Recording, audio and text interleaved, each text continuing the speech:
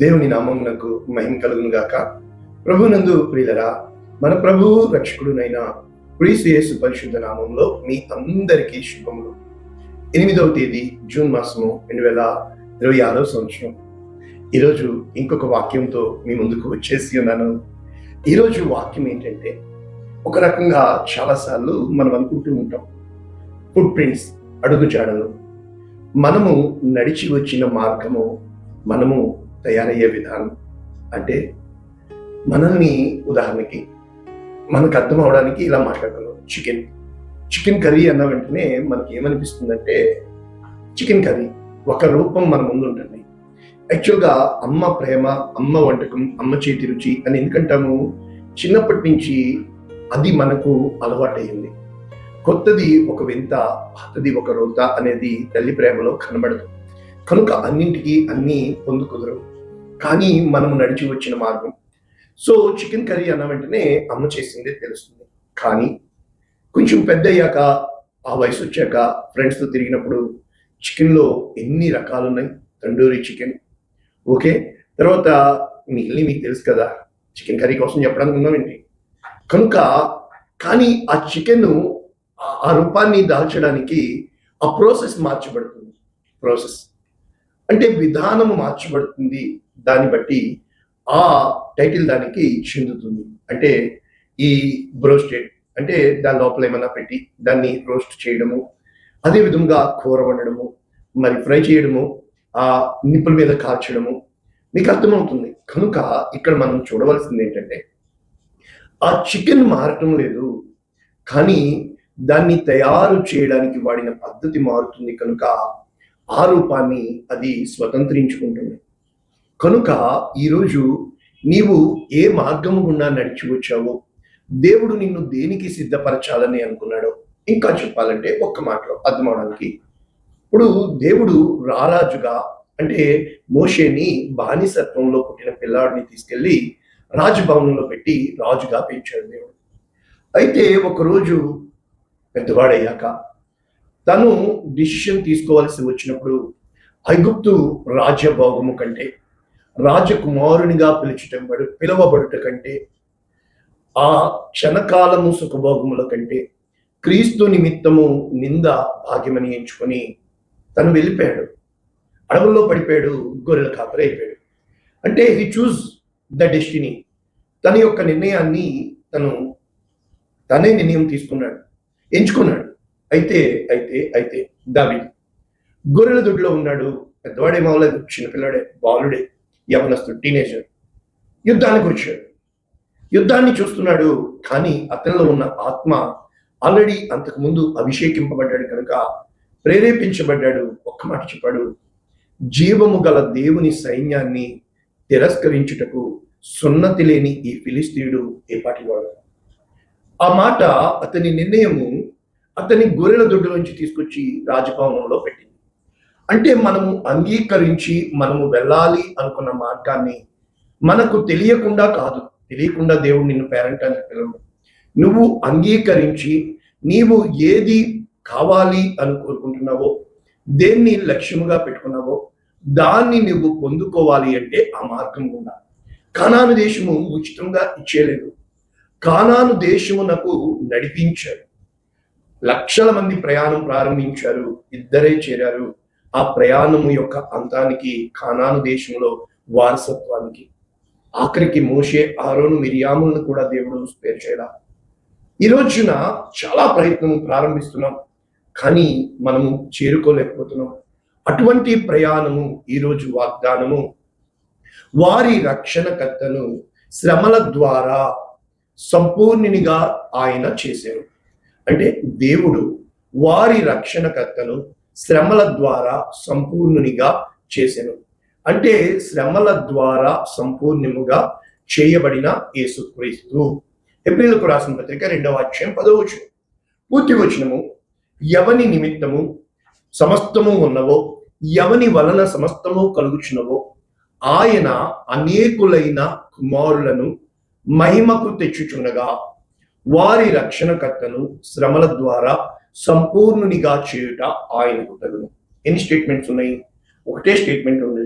ఏంటంటే, ఎవని నిమిత్తము సమస్తము ఉన్నవో, ఎవని వలన సమస్తము కలుగుచున్నవో. అంటే ఇక్కడ ఒక మనము కావచ్చు, నరుడు ఒక మొదటి ఆదాము వలన దేవుడు సమస్తము సృష్టించాడు, సమస్తము చేశాడు, కనిపించాడు. అయితే ఏం చెప్పాడు తెలుసా? కాచుటకు, సేద్యపరచుటకు రెండే అతనికి పెట్టాడు. మరి కాయాలి కదా. కానీ ఏం జరిగింది అక్కడ? ఎవడో తెలియనోడు వచ్చాడు. ఎలా వచ్చాడు? ఎక్కడి నుంచి వచ్చాడు? ఎందుకు వచ్చాడు అంటే, ఆ కాచే పనిలో in the time of protection, in the process of protection ఏదో తేడా వచ్చింది. అమ్మని తిప్పాడు వాడు. ఎప్పుడు కూడా మనము శ్రద్ధ కలిగి ఉండాలి, జాగ్రత్త కలిగి ఉండాలి. లేకపోతే నా కోసం, నీ కోసం చేయబడిన వాటిని ఎవరొకరు దొంగిలించిపోతారు. దొంగ వస్తాడని నువ్వు సిద్ధంగా ఉండాలి. వాడు నేను దోచుకుని పోకుండా, నీ హృదయంలో ఏ చెడు రాకుండా. ఇది అంటే ఎవని నిమిత్తము, ఎవని వలన, by the people, for the people, of the people. ప్రజల ద్వారా, ప్రజల చేత, ప్రజల నిమిత్తము ఎంచుకునబడిన ప్రభుత్వం డెమోక్రసీ. థియోక్రసీ ఏంటి అంటే by the God, for the God and of the God. కనుక ఆయన అంటే మొదటి ఆదాము పొగట్టాడు కనుక కడపటి ఆదాము అనేక మంది కుమారులను, అంటే దేవుని కుమారుడు, దేవుని కుమారులుగా మనల్ని ఈ తయారు చేయాలి, ప్రాసెస్ సిద్ధపరచాలి, ఒక ఫ్యాక్టరీ. కనుక వారి రక్షణకర్తను శ్రమల ద్వారా సంపూర్ణంగా చేయాలి. అంటే ఇప్పుడు ఈ రక్షణకర్త ఏ మార్గం గుండా వెళ్ళాలి? శ్రమల పాఠశాల, శ్రమల పాఠశాల.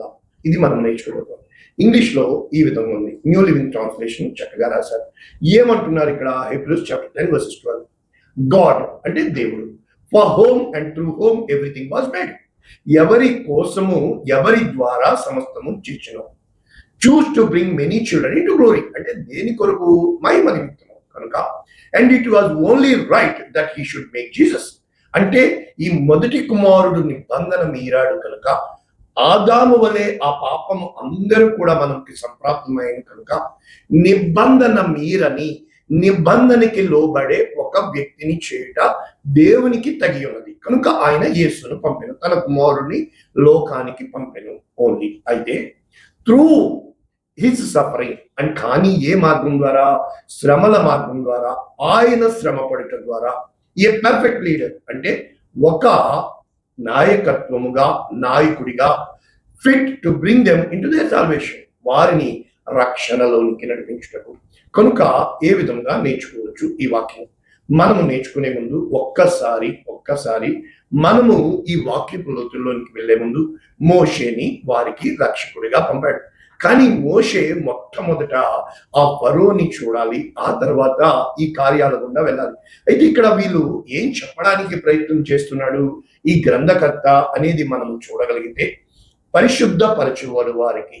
అంటే మనల్ని ఆయన పరిశుద్ధపరచబడాలి అంటే మొట్టమొదట ఆయన పరిశుద్ధుడిగా ఉండాలి. రెండవది ఇక్కడ ఏమని చెప్పబడుతుంది? మనమందరము రక్తము మాంసము కలిగి ఉన్నాం కనుక, ఫ్లెష్ అండ్ బ్లడ్. అయితే దేవుడు మనల్ని రక్తము మాంసముగా చేయలేదు, మనల్ని ఆత్మతో చేసి ఉన్నాడు, మహిమతో చేసి ఉన్నాడు. అంటే the spirit and the glory. ఇదే కదా మనం వెళ్ళేది. కానీ మనం ఏమైపోయాము? కార్నల్ అయిపోయాము. ఈ స్పిరిట్ అండ్ గ్లోరీ ఏమైపోయింది? ఆత్మ మహిమ వేరైపోయింది. కనుక తిరిగి ఈ రక్త మాంసములను ఆత్మ మహిమకరంగా చేయాలి అంటే ఈ ఏదైతే మరణము, అనగా ప్రాణమునకు మూలము రక్తం, ప్రాణము పోవడమే మరణం. కనుక మరణము యొక్క బలము గల అపవాదిని మరణము ద్వారా నశింపచు. అంటే ఇప్పుడు ఈ గ్లోరీ అండ్ స్పిరిట్, మహిమ, ఆత్మ, రక్త మాంసములు కలిగి ఈ రక్తము కార్చటము వల్ల ప్రాణము అనగా మరణము పొందుట ద్వారా జీవిత కాలమంతా మరణ భయము చేత దాస్యమునకు లోబడిన మనల్ని విడిపించుటకు రక్త మాంసములు గలవాడు ఆయన అయ్యున్నాడు.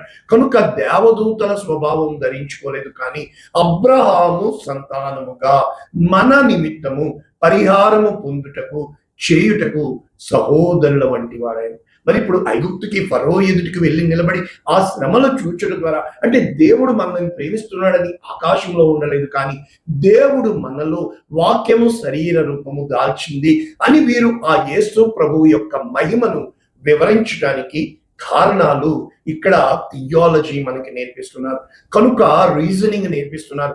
ఆయన ఎందు నిమిత్తము కనుక ఇప్పుడు మనం ఒకసారి ఆయన కోసము అనగా రోమీలకు రాసిన పత్రిక 8వ అధ్యాయంలో మనకి చాలా మంచి వాక్యాలు ఉన్నాయి. ద ప్రాసెస్ 4 స్టేజెస్ ఏమిటంట? ఆత్మ మన బలహీనతలను చూచి, కనుక ఈ ఆత్మ ఈ శరీరానికి మృతము కాని శరీరానికి బలము కాని, కనుక ఆత్మ సిద్ధమే కాని శరీరము బలహీనము. కాబట్టి ఈ ఆత్మ ఈ శరీరాన్ని ప్రేరేపించాలి, ఈ ఆత్మ ఈ శరీరానికి బలమునివ్వాలి. కనుక మనకి ప్రార్థన చేయుట అనగా దేవునితో సంబంధము కలిగి ఉండుట తెలియదు కానీ ఉచ్చరింప సఖ్యము కాని మూలుగులతో యుక్తముగా వెళ్ళుట. చూసారా, శ్రమల పాఠశాల అనే కంటే మనం ఏమనొచ్చు ఇక్కడ? శోధన సహించువాడు కాదు, సాధన చేసేవాడు. నీవు అభ్యాసం చేసినప్పుడు ప్రతిదీ కూడా నీకు చాలా సులభముగా ఉంటుంది. కార్ డ్రైవింగ్ నేర్చుకునేటప్పుడు 4 మెట్లు నేర్పించండి. మొట్టమొదట ఎదురు వెళ్తున్నాం అన్నది మర్చిపోయి గేర్ ఏది, యాక్సిలేటర్ ఏది, తర్వాత బ్రేక్ ఏది చూస్తూ ఉంటాం. ఏ గేర్ వేసాము, 1 ఉందా 2 ఉందా అంటే నీకు తెలియకుండా నీ మైండ్ కింద, అంటే మొట్టమొదట నీ మైండ్ ని నువ్వు ట్రైనప్ చేయాలి. గేర్ నీకు తెలియకుండా 1 2 3 4 5 వరకు నీవు వేసి న్యూట్రల్ రివర్స్ నీకు తెలియగలగాలి. ఇక్కడ రెండవది అది నువ్వు చూడకూడదు.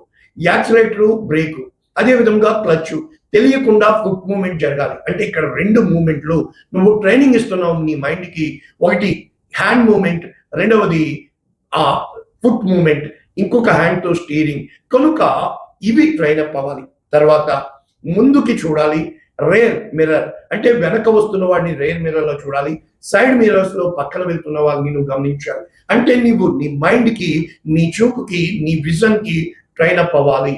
ఇవి 2 ట్రైన్ అప్ అయిన తర్వాత, ఆ నీలో భయము పోయిన తర్వాత, నీలో ధైర్యం వచ్చిన తర్వాత, నీవు రోడ్డు మీద ట్రాఫిక్ లోకి వెళ్ళిన తర్వాత నీకు రోడ్డు తెలిసి ఉండాలి, నువ్వు ఎక్కడికి వెళ్తున్నావో నువ్వు గ్రహించి ఉండాలి. అంటే అది కూడా నీ మైండ్ లో ప్రోగ్రామ్ అయి ఉండాలి. ఏ సిగ్నల్ దగ్గర ఆగాలి, బ్రిడ్జ్ దగ్గర ఎలా వెళ్ళాలి, టర్నింగ్ లో ఎలా వెళ్ళాలి, నీకు అవగాహన రావాలి. అవగాహన వచ్చినప్పుడు అప్పుడు నీకు నోటీస్, నీవు గమనించవలసిన పని లేదు, నీవు దృష్టి పెట్టవలసిన పని లేదు. ఆటోమేటిక్ గా నీవు డ్రైవింగ్ చేస్తూ వెళ్ళిపోతూ, ఒక ఫోన్తో మాట్లాడుతూ, ఒక చేత్తో ఇంకో చేత్తో ఎదురోడిని తిడుతూ నువ్వు ధైర్యంగా ముందుకు వెళ్ళిపోతావు. కారణము యు ఆర్ ట్రైన్డ్, నీవు నేర్చుకున్నావు, అభ్యాసం చేసావు, సాధన చేసావు. ఆ మార్గము చెప్పండి ఇప్పుడు, ఈ శ్రమల మార్గము.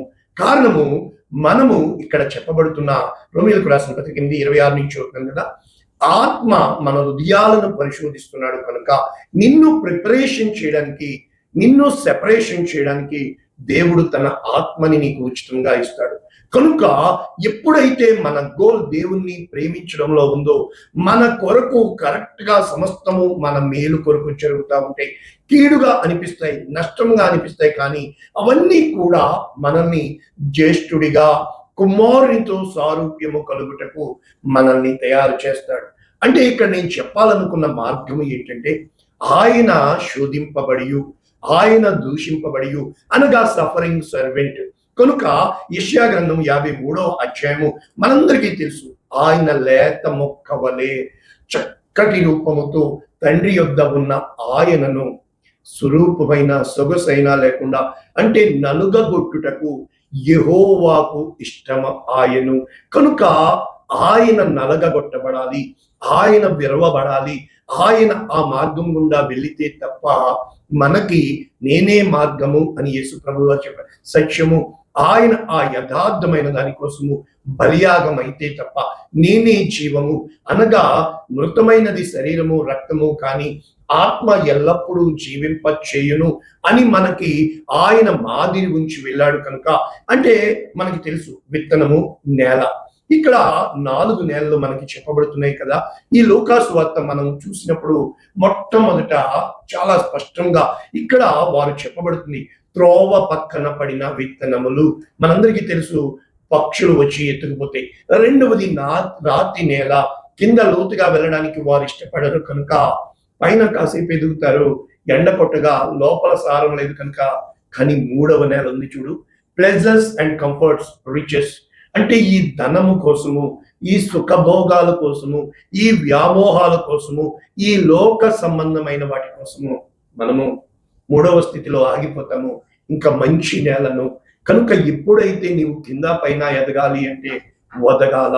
అప్పుడు నిన్ను పునాదిగా నీ పైన మానవ జాతిని, మృగ జాతిని, పశువులను, దేవుని బిడ్డలను అనేక మందికి నువ్వు ఒక ప్లాట్ఫామ్ గా కావాలి. కనుక ఇక్కడ దేవుని యొక్క వాక్యం మనం చూసినప్పుడు చాలా స్పష్టంగా ఏమంటున్నాడు?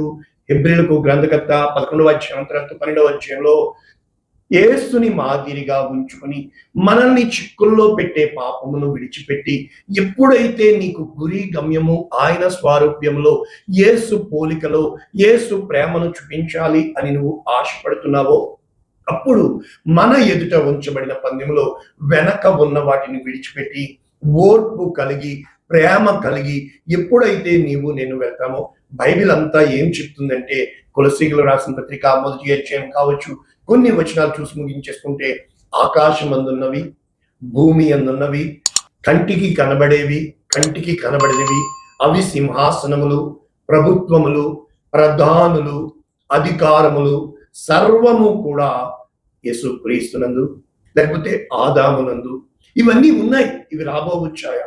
కానీ సర్వము ఆయన ద్వారా, ఆయన బట్టి సృజింపబడిను. ఆయన అన్నింటికీ ముందు ఉన్నవాడు సమస్తం. అంటే నీవు నేను కలిగిన తర్వాతే కదా ఇవన్నీ చూస్తున్నాం. ఇవే మాటలు కొరింథీయులకు రాసిన మొదటి పత్రిక 8:6. ఆకాశమందైనను భూమి మీద దేవతలు అనేకమున్న దేవుడు ఒక్కడే కదా. ఆయన మనకు తండ్రి, ఆయన నుండి సమస్తము, ఆయన నిమిత్తము మనము. కనుక ఎప్పుడైతే ఆయన ఎవరు? యేసు క్రీస్తుగా బయలుపరుచుకుని ఆయన ద్వారా సమస్తము, ఆయన ద్వారా మనము కలిగి ఉన్నాము. ఎప్పుడైతే ఇది నువ్వు అవగాహన చేసుకుంటావో, మనము ముగింపు వచనం చూస్తే రోమీయులకు రాసిన పత్రిక 11:36, ఆయన మూలముగా, ఆయన ద్వారా, ఆయన నిమిత్తము సమస్తము కలిగి. కనుక ఈరోజు నువ్వు నేను లేకపోతే ఎన్నుండి ఏం లాభం చెప్పండి? అన్నీ ఉన్నా మనము అర్థం చేసుకోలేకపోతే వ్యర్థమైపోతున్నాం కదా. ఏ రోజునైతే నీవు నేను బంగారు దేశంలో ఉన్నప్పటికీ మనం దరిద్రంలో ఉండడానికి గల కారణం ఏంటి? మనకు ఎంత డబ్బిచ్చి బుక్స్ కొనుక్కున్నా, బుక్స్ లో జ్ఞానం ఉంది, కానీ ఆ జ్ఞానం నీలో లేకపోతే ఏం లాభం? కాబట్టి స్కూల్ గొప్పదే, ఊరు గొప్పదే, అన్నీ గొప్పవే. ఆ గొప్ప బయట కాదు, ఆ గొప్ప మనలో ఉండాలి. ఆ గొప్ప హృదయము గల యేసు క్రీస్తు ఈరోజు శ్రమల మార్గం ద్వారా, ప్రార్థనల ద్వారా, విజ్ఞాపనల చేత, యాచనల చేత పూర్తిగా విధేయుడై తన్ను తాను నలగగొట్టుకొనుటకు అప్పగించబడ్డాడు. ఆయన శిలువ రక్తము ద్వారా, సంధి చేయడం ద్వారా, శ్రమ పడటము ద్వారా, ఆయన శ్రమల ద్వారా విధేయత నేర్చుకున్నవాడే.